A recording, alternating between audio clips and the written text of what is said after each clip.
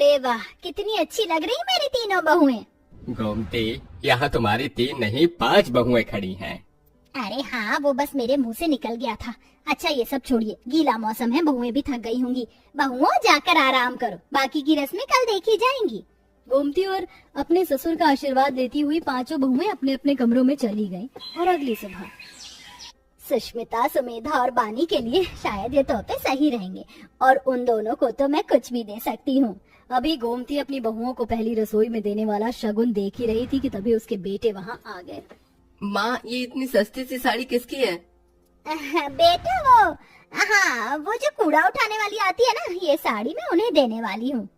अच्छा माँ, आपने पहली रसोई के लिए जो राशन लाने को कहा था वो सारा मैं ले आया हूँ। अब मैं ऑफिस जा रहा हूँ।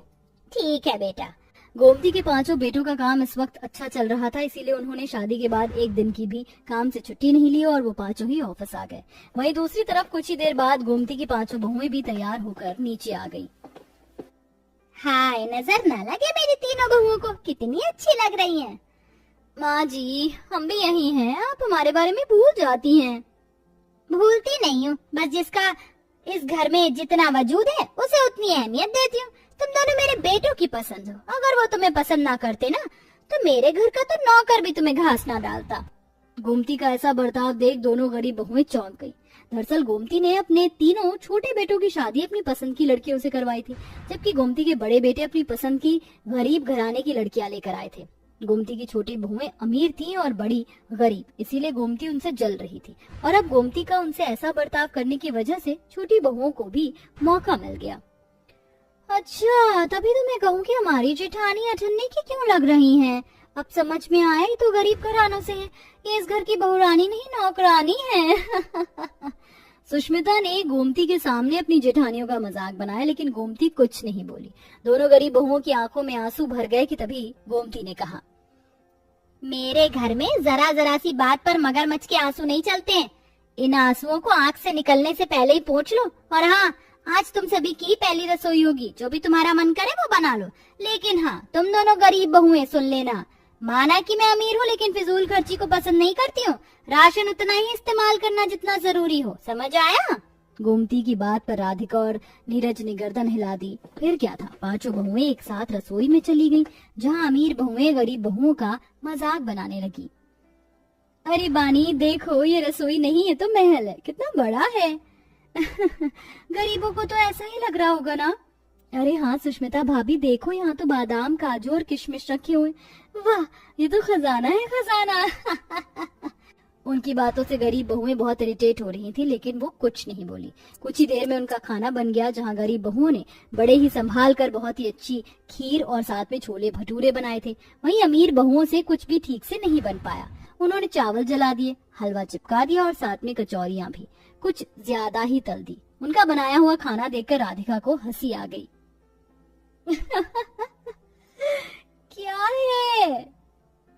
कुछ नहीं, बस देख रही थी कि अमीरों के घर राशन होता है ना, तो वो उसका कैसे सत्यानाश करते हैं। राधिका ऐसे बोलकर बाहर आ गई, लेकिन उसकी बात से तीनों अमीर देवरानियों के तन बदन में आग लग चुकी थी, लेकिन वो कुछ कर नहीं पाई। कुछ ही देर में गोमती ने अपनी सभी बहुओं का खाना चखा और वाह, मेरी अमीर बहुओं ने तो कमाल ही कर डाला। मैंने सोचा नहीं था कि तुम इतना अच्छा खाना बना सकती हो, मजा आ गया। और तुम दोनों ये क्या बनाया है? खाने की सूरत में अगर इतना दिमाग ना लगाया होता तो इसका स्वाद अच्छा होता। बकवास खाना बनाया है, इसमें तुम्हारे गरीब चौल का ही स्वाद आ रहा है। ले जाओ इसे। दोनों गरीब बहुओं का खाना अच्छा था, लेकिन गोमती ने झूठ बोल दिया और उनके खाने की बुराई की। दोनों गरीब बहुएं उदास सी हो गईं और रसोई में जाने लगी कि तभी गोमती ने उन्हें रोक लिया। रुक जाओ, भले ही तुमने बकवास खाना बनाया हो, लेकिन मैं परंपराओं को निभाने वाली हूँ। भले ही तुम्हारे परिवार वालों ने मुझे कुछ ना दिया हो, लेकिन मैं उनमें से नहीं जो बदले निकाले। अपना शगुन लेती जाओ।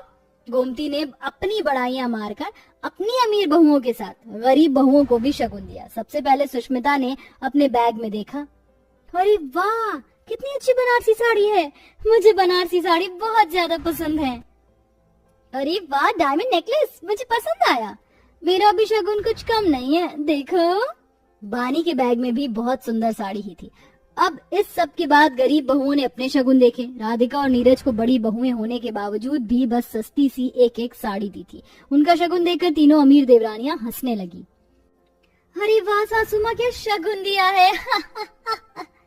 वैसे जेठानी जी तोहफे चाहे जैसे भी हो, आपके हाथों में आपसे ज्यादा महंगे लग रहे हैं। अपनी इतनी बेइज्जती के बाद भी गरीब बहुओं ने अपनी सास के पांव छुए और कोई बात नहीं माँ जी, शगुन तो शगुन ही होता है, इसमें महंगा या सस्ता नहीं देखा जाता।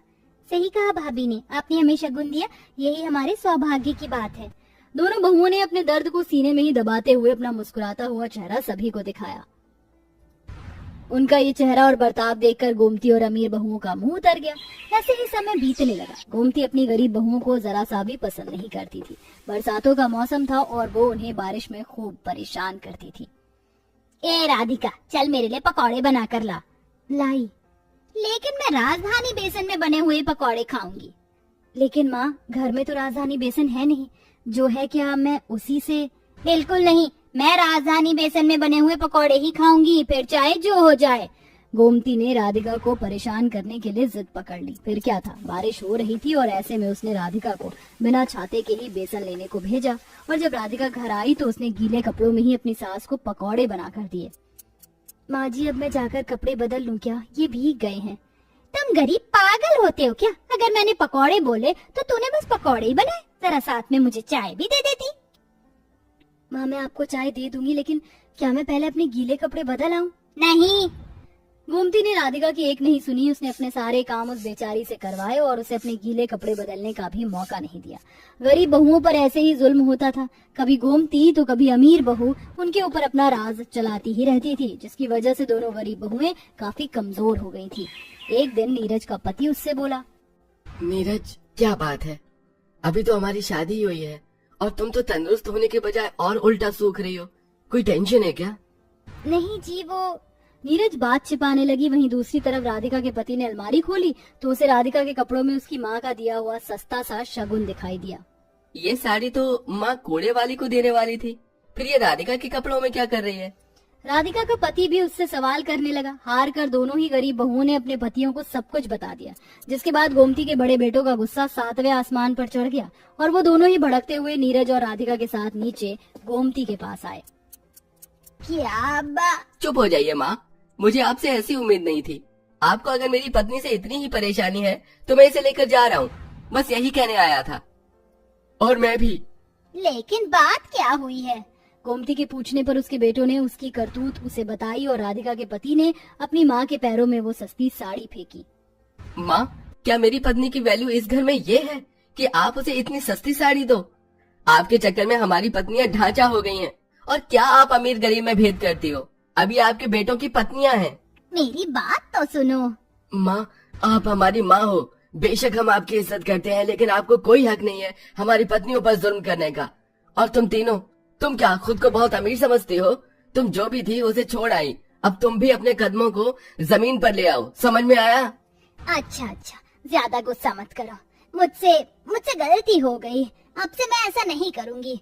तुम कहीं मत जाओ। अपनी माँ की बात सुनकर दोनों बेटे शांत हो गए। राधिका और नीरज ने भी उन्हें समझा दिया। अपने बेटों का ऐसा रूप देखकर गोमती को अकल आई और तीनों अमीर देवरानियां भी डर चुकी थी। अब उन्होंने राधिका और नीरज पर जुल्म करने बंद कर दिए। धीरे धीरे सभी को उनकी अच्छाइयां भी दिखने लगी और अब सभी मिलजुल कर रहते थे।